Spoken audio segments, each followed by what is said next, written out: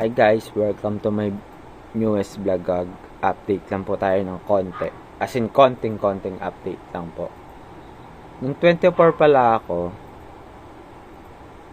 dami ako naging plano sa buhay bago mag 30. Una, gusto ko magising maaga. Ang nangyari naman ngayon, araw-araw, wala akong tulog. Saya, no? So, pagising mo ng umaga, magdasal. Pangalawa, mag-ehersisyo para lumakas. Kahit isang oras lang kada araw. Tapos kumain ng marami. Ayoko kumain ng marami kasi minsan di kaya ng panunaw ko. So, kumain lang ng masustansya. Tapos, magbasa ng 2 libro kada buwan at i-apply lahat ng natutunan.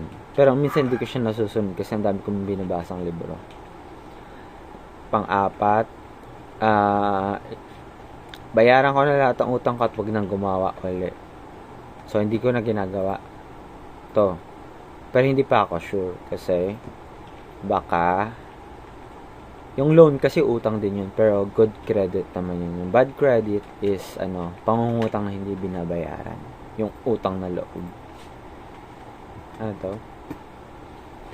Di ko rin gets eh. Then nasa stage 5 na ako ngayon. Start your own business. Sinisimulan ko na ngayon yung pagiging business-minded ko. Aside from side hustle, tsaka pag-maintain ng gamot sa katawan. Yun. Reveal natin konti.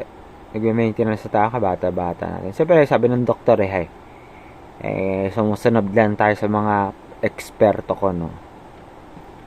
Hindi nila mas eksperto ako mag-isip. Charot. So, number 6, magtipid kahit $1,000 kada buwan. Dolyar! Pesos tayo. So, hopefully, makapag-dolyares na rin tayo. At gawin mo ang pera na ang makapagtrabaho para sa'yo. Yun yung balak ko. 7. 8. Maging milyonaryo para maging trilyonaryo. Napakasimple, di ba? A simpleng stage lang. Sino ako ng pangalan ko sa iba't ibang lengguwahe? Paki-check na lang po sa inyong mga screen. Bye!